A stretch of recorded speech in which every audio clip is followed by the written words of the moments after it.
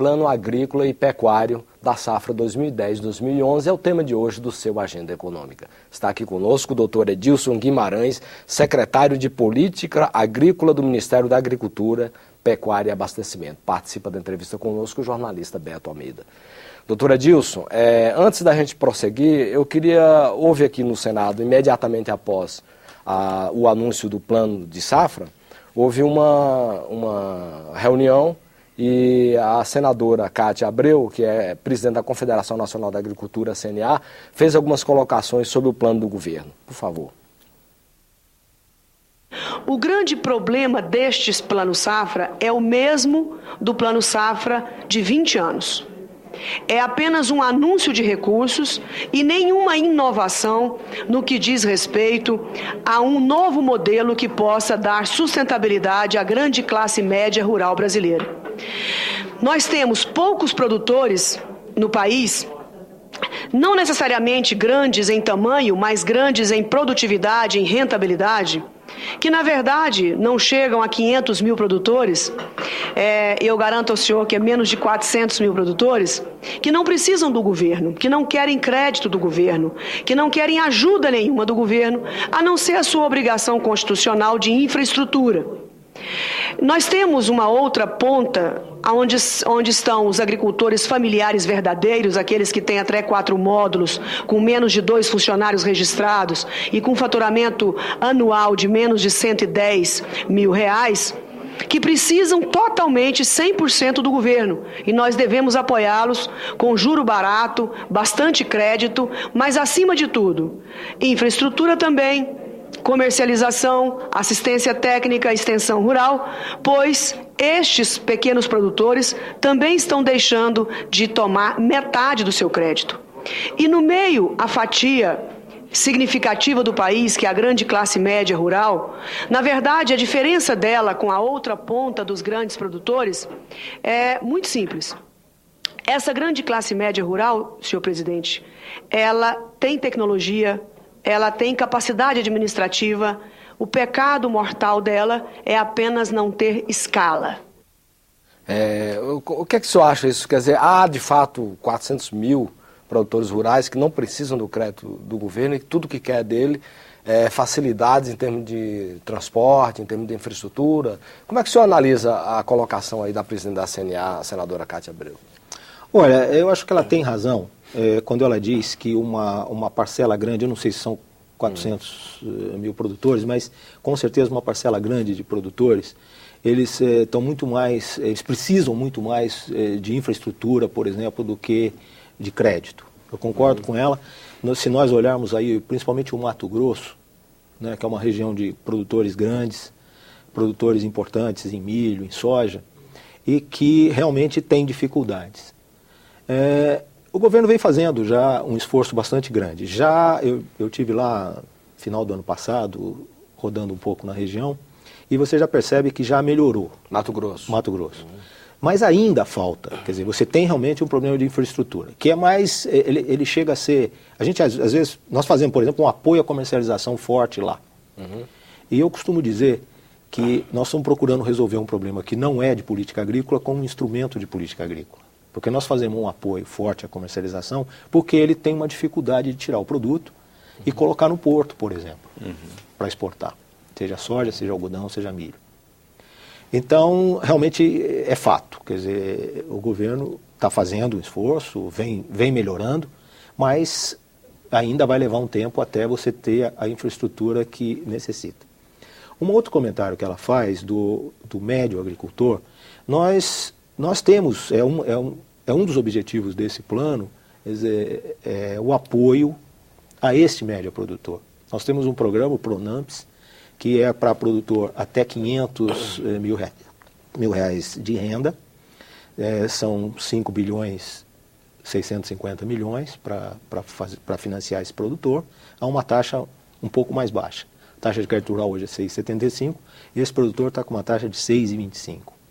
É um esforço para tentar trazer esse produtor para o processo produtivo. Um outro comentário que ela faz é a questão de que o plano agrícola é mais do mesmo. há um ano atrás, nós criamos um grupo, e aí a CNA estava junto, o Ministério da Agricultura, Banco do Brasil, a FEBRABAN e o Ministério da Fazenda, para discutir um pouco essa nova política agrícola que ela fala. Quer dizer, uma mudança realmente estrutural dentro da política agrícola. Esse grupo já vem discutindo isso há bastante tempo, mas não é simples de fazer. Quer dizer, não é fácil. Mas qual é o norte disso, dessa discussão? É para ir para que lado? Pois é, uma das coisas que a gente vem olhando, o agricultor, precisamos trabalhar na renda do agricultor. Quer dizer, nós temos trabalhado muito, temos instrumentos de apoio à renda. Os instrumentos de apoio nosso à comercialização, seja a AGF, seja a PEP, seja a PEPRO, são instrumentos de apoio à renda. O próprio seguro rural é um instrumento, mínimo, né? Preço mínimo, pois é. Mas faltam ainda coisas a serem feitas. Só que são mudanças muito grandes. A própria, uma coisa que a senadora, como presidente da CNA, defende, que é a questão da pejotização do agricultor, quer dizer, o agricultor virar uma pessoa jurídica, ter uma contabilidade como se fosse uma empresa. São mudanças que não são simples de serem feitas. Quer dizer, há uma discussão, mas eu diria que ainda vai um caminho aí até chegar nisso. Inclusive, porque envolve mudanças legislativas, mudanças de leis, que não são fáceis de serem feitas. Será que nós poderíamos entender, pelo comentário da senadora, quando ela reclama também em infraestrutura, ela está falando também a dificuldade para colocar no porto, para alcançar o mercado externo, né?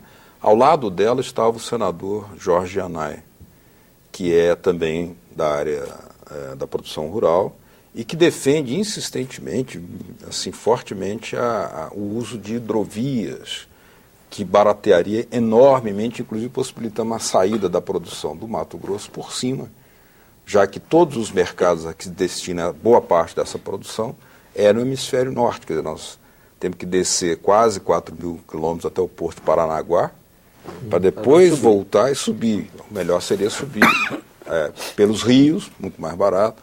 Não é isso também que ela está falando? É isso também. É isso também. Nós temos, por exemplo, o rio Teles Pires, que seria uma via, uma hidrovia importante para tirar. Tem algumas eclusas que têm que ser feitas lá. Isso tudo está em estudo. Quer dizer, não é fácil você fazer infraestrutura. São investimentos bastante elevados. Você tem, e está aí na mídia toda hora, discussão com problema ambiental. Quer dizer, é uma discussão que está acontecendo. Eu acho que já caminhou bastante, mas ainda tem muita coisa para caminhar. Eu acho que quando ela fala, ela está falando nisso. Doutor Edilson, a questão dos riscos, né, na agricultura e a questão do zoneamento também. Quer dizer, o agricultor saber se ele plantar arroz em determinada área, ele vai correr um risco maior, ou se plantar milho, ou se ele partir para soja. Enfim, como é que o que é que tem nesse plano novo, né, nesse plano de safra do governo, que procura minimizar riscos para a agricultura? Olha, eu vou fazer um comentário antes de entrar nisso, que eu acho que é importante. Eu faço plano agrícola já há mais de não sei quantos anos, não vou nem falar. Umas 2 décadas. Né? Mais ou menos. Mas nós sofremos normalmente, quando fazemos o plano, 2 críticas. A primeira delas é que o plano é mais do mesmo. E a segunda delas é que todo ano a gente muda tanto, devia ter um plano de médio e longo prazo. Então eu fico olhando e digo, bom, gente, complicado. Mas é assim mesmo.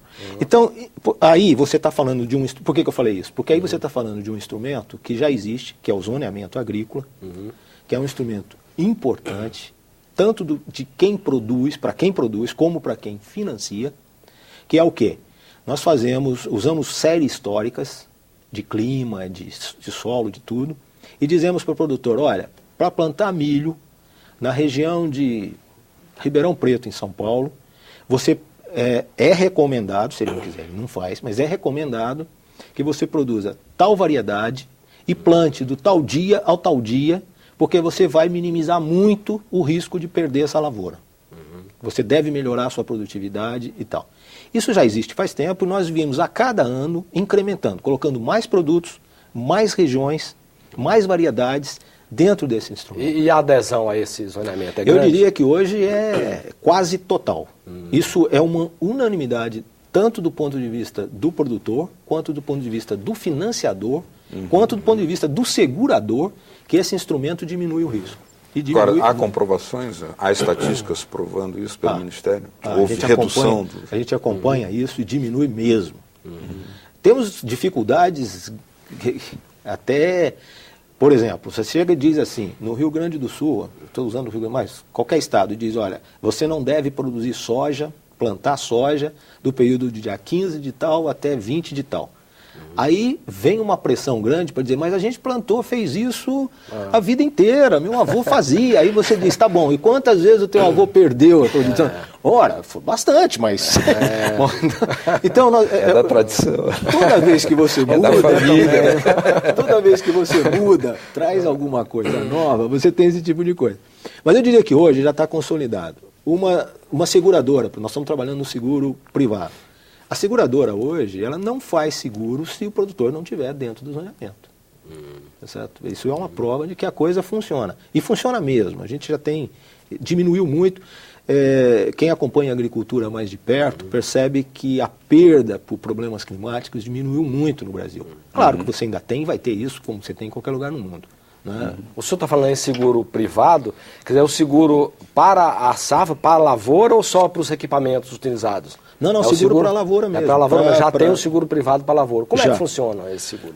Olha, ele funciona da seguinte maneira. Nós temos dois seguros. Um que é o Proagro. É o Proagro, que é do governo. É do governo.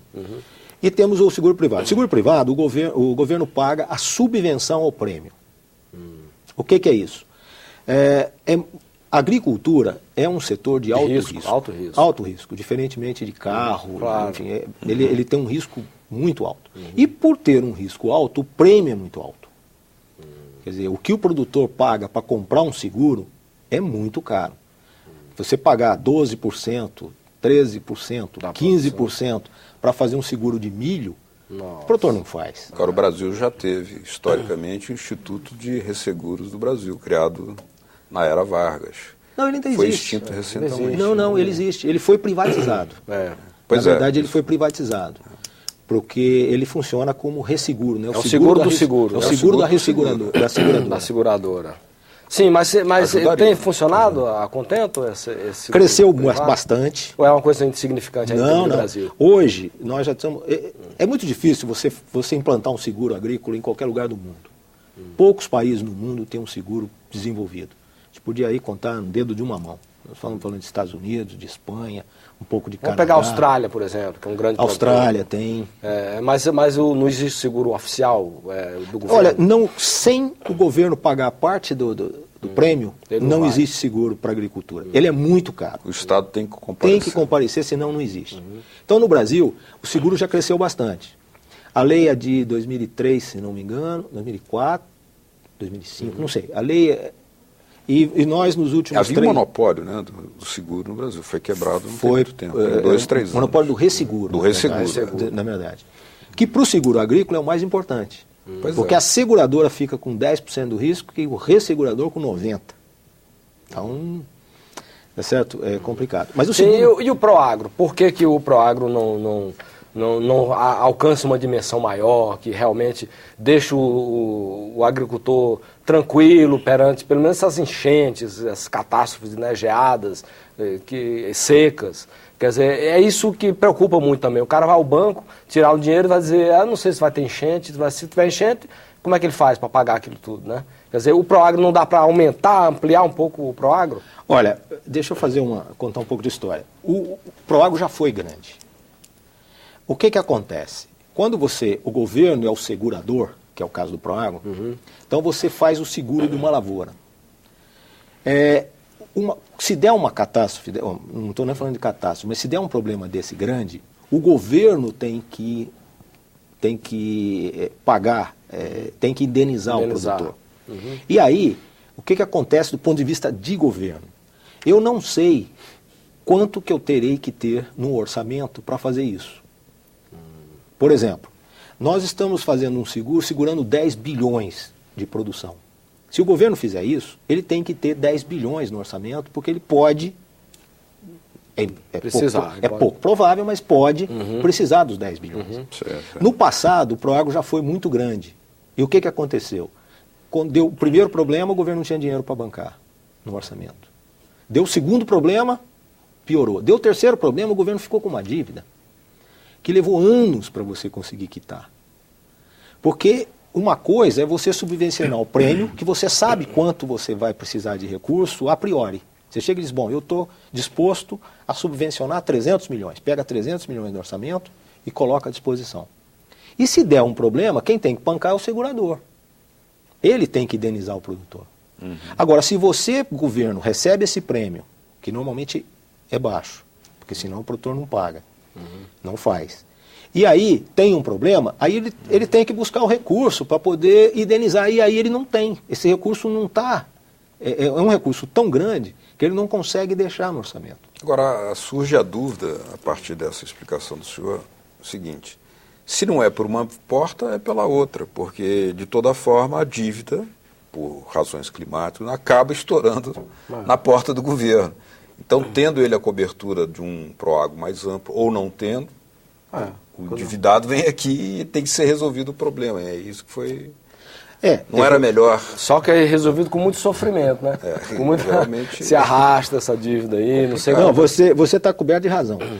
A solução que nós estamos procurando fazer é o seguro privado. Que ele faz o mesmo papel do Proagro, só que muito mais barato para o governo. Mas por que historicamente se chegou à conclusão com aquela tendência de que o Estado deveria ter uma participação maior nessa área de seguro ou de resseguro, como era antigamente, né? Tinha um monopólio estatal do resseguro? Isso não foi considerado positivo e levou à privatização. Quais são os argumentos? Olha, aquilo que eu estava falando, quer dizer, o seguro público, ele chegou um momento que você não tinha recurso para pagar essa indenização por perdas. Então o produtor ficou sem receber anos. Se você olhar lá para trás, eu estou falando aí de 10 anos, houve o problema e o governo não tinha esse recurso. E levou anos, ele foi colocando pouco recurso por ano e foi fazendo isso. A solução que a gente procurou fazer, o que acontece no mundo todo, é fazer o seguro privado. Quer dizer, o governo entra com subvenção, não tem outro jeito, mas quem arca com esse risco, tem que pagar isso, é o segurador ou o ressegurador. Nós estamos trabalhando no fundo de catástrofe, que está inclusive agora no Senado, para ser votado, que é a perna que está faltando na legislação para o seguro.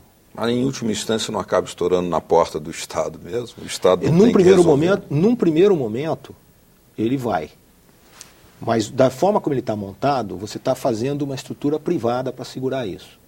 Quer dizer, eu não diria nem num segundo, num terceiro momento, o Estado fica com a subvenção. E aí você consegue planejar o que você quer fazer. Eu quero subvencionar tal produto em tal região e vou gastar para isso tanto. E coloca isso no orçamento. Aí é previsível. Você consegue trabalhar com previsão. Porque seguro, ele trabalha com a imprevisibilidade. No próximo bloco, nós vamos ver a política de preços mínimos. Aguarde.